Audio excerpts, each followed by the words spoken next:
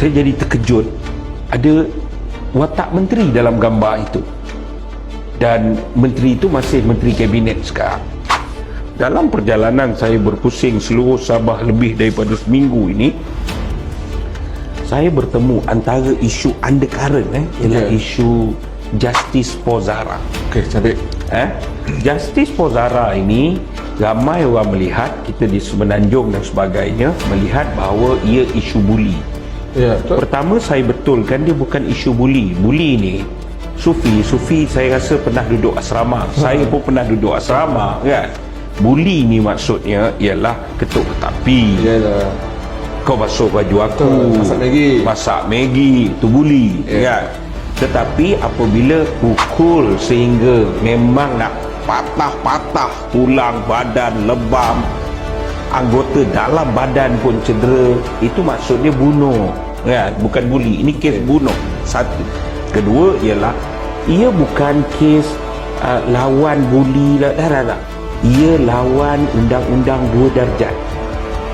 Maksud saya apa ialah nyawa anak yang bapa dia tak tahu siapa, mak dia tak tahu siapa, orang biasa marhain tidak ada nilai. Kalau bapa saudara orang hebat, menteri, juga pasukan keselamatan ke siapa ke, kan, bukan kata nyawa dia bernilai, dia cabut nyawa orang pun tak apa, dilindungi, ya. Kan itu akhirnya saya berpusing bahawa saya diberi dengan pelbagai maklumat. Saya sangat terkejut apabila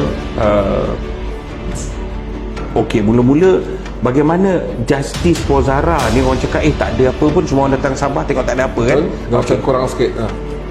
Orang Sabah diugut. Apabila masuk ke mahkamah, dia bagi kononnya gag order. Jadi semua orang tak boleh cakap Justice for Zara. Tapi kena faham, undercurrent ni dia sangat mengguris hati. Apa yang berlaku ialah sekumpul ini cerita di mahkamah dah banyaklah, macam mana telefon pun dipadamkan, itulah inilah, yang kita fikir kalau bukan sesuatu atau bukan dilindungi, kenapa begitu sekali? Satu. Kedua ialah ada banyak kes melibatkan kanak-kanak atau remaja bawah umur sebelum ini. Masuk di TV, masuk dia surat khabar, tak ada masalah, kan. Tapi kenapa kali ini dilindungi?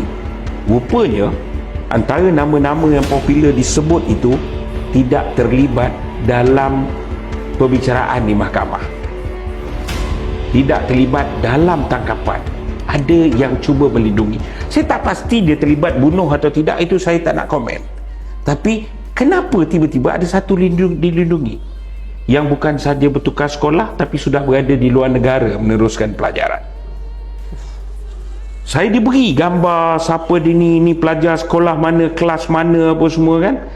Lepas tu compare, dan saya disajikan dengan gambar keluarga mereka, gambar foto hari raya, pakcik, makcik, bapa dia ada dalam gambar itu, dan dia sendiri, dan dia sudah berada di luar negara.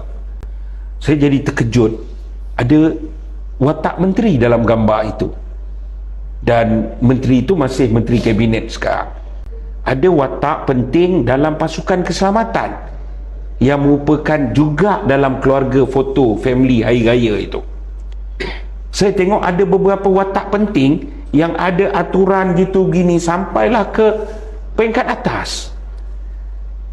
Dan saya masih di peringkat perbincangan dengan Rafiq, kerana Rafiq datang malam tadi, kita bincang beberapa perkara, dan saya janji saya mungkin berisiko mendedahkan sama ada tidak boleh datang Sabah lagi ataupun tidak boleh keluar Sabah langsung. Ada dua. Tetapi demi kebenaran, insya-Allah sehari dua ini kita akan buat pendedahan ini. Dan inilah nasib orang Sabah. Kan? Kamu tidak berdosa. Miskin itu bukan satu dosa. Betul. Susah itu bukan satu dosa. Kamu jadi anak Sabah itu bukan satu dosa. Tetapi kamu bodoh dan tidak melawan itu adalah satu dosa terhadap keturunan kamu nanti. Maka Sabah kena bangkit. Ini peluang terbaik.